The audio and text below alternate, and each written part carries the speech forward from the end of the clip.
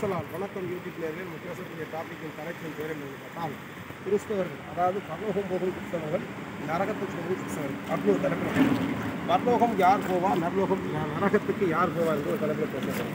பரலோகம் போகிறவர்கள் பிதாவுடைய சித்தம் செய்வார்கள்.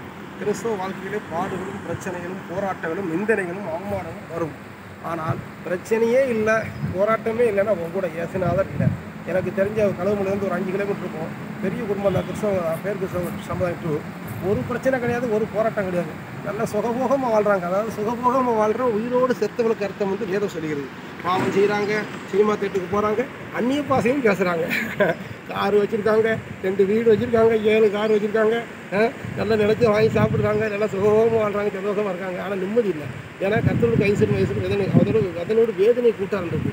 சாத்தான் கொடுக்குற ஆசீர்வாதம். அவங்கெல்லாம் நரகத்துக்கு போகிற கிறிஸ்தவங்க. அதாவது பிதாவோட சித்தம் செய்ய மாட்டாங்க, பிறருக்கு உதவி செய்ய மாட்டாங்க, நன்மை செய்ய மாட்டாங்க, நீதி செய்ய மாட்டாங்க, பரிசுத்தமாக வாழ மாட்டாங்க. வஞ்சிக்கப்பட்ட கிறிஸ்தவர்கள்.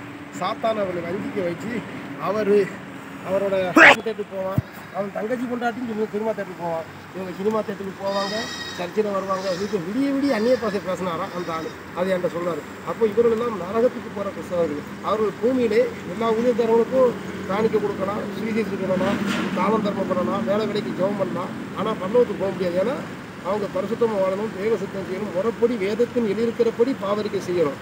அது சும்மா முனைக்கிட்டு வச்சுக்கிட்டு அது நல்லா இருக்கா, பிறருக்கு அன்பு காட்ட கிடையாது, ஏவலை ஏவிடுறது, செய்வனை செய்கிறது, ஒரு ஆர்சி கோயிலில் போனால் அங்கே ஒரு கும்பிடு போடுறது, சின்ன வயசில் அவனுக்கு திருவந்து கொடுக்குறது, தெருப்பு ஞானசம் எடுக்கிறது. இவர்கள் பூராமே பாதாளத்துக்கு உரியவர்கள்.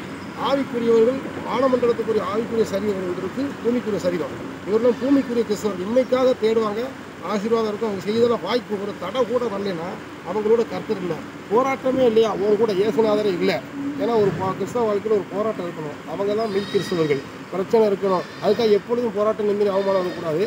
ஒரு சிலுவையின் பாடு இருக்கணும். அதாவது உயிருள்ள ஆத்மா, உயிருள்ள மீன் தான், உயிருள்ள மீன் தான் தண்ணியை எடுத்து போகும். மீன் கிடைக்கும், அந்த உயிருள்ள மீன் ஆற்றுங்கிறது வருதுன்னா தண்ணி எடுத்து போதான் உயிருள்ள மீன். செத்த மீன் தண்ணியோடு போயிடும். அது மாதிரி செத்த மீன் கிறிஸ்தவங்க இவங்க.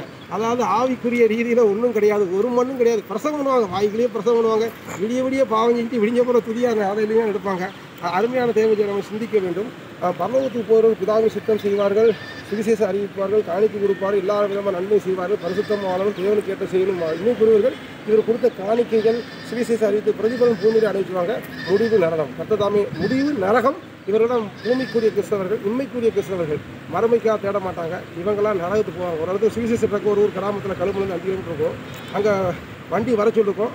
அவர் உடனே அந்த பிரதரு என்ன சொல்லிட்டாருன்னா, நான் கூப்பிட்டுக்கிட்டேன் சொந்தக்காரன் எல்லாத்தையும் வர சொல்லிட்டு கடைசி அவர்கிட்ட சொல்லுங்கள், கோயில் பிள்ளைகிட்ட சொல்லுங்கள், கோயில் குட்டியாட்ட சொல்லுங்கள், ஊழியக்கார்ட்ட சொல்லுங்கள், ஆண்டிகிட்ட சொல்லுங்கள். பிறகு நீ இயேசுக்கு ஏற்றுக்கொண்டு என்ன பண்ணிக்கணும், உலக ஆசீர்வாதம் அவங்களுக்கு இருக்கலாம். ஆனால் முடிவு உண்மைக்குமே சத்தியத்தை புதிய சீக்கிரம் அழைக்கிறார். சத்தியத்தை சொல்லியிருக்கோம், பாவமணி போய் சொல்லியிருக்கோம், வீட்டில் ஜோமன் வந்துட்டு நீங்கள் கேட்குறேன்னா நீங்கள் நரகத்தான் போகணும்.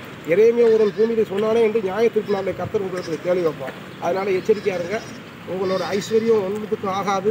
வெள்ளியும் தங்கமும் வீதியில் எரிவான்னு இசைக்கில் தீர்க்கதரிசி அன்னைக்கே தீர்க்கமாக எழுதி கொடுத்துருக்காரு. வெள்ளியும் பொண்ணும் ரசிக்காது, கார் இருக்கலாம், எல்லாம் இருக்கலாம். உயிர் போயிடுச்சுன்னா நரகம் தான். இப்போ பல கோடி வச்சிருந்த தேசத்தின் ராஜாக்கள் ராணிகள்லாம் பார்த்தா கிறிஸ்தவத்துக்கு உறவமாக எழுப்பிட்டு மறுத்து போனார்கள். அப்போ பரிசுத்தாவி அபிஷேகம் பெற்ற மனிதனுக்கு உறவமாக நீங்கள் எழுப்பிட்டு அவங்களோட ஒப்புரவாட்ட நீங்கள் எப்படி பரவும் நரகம். நான் கர்த்தர் தாமே இந்த வார்த்தையை ஆசீர்வாதம். ஆமென். அல்லேலூயா.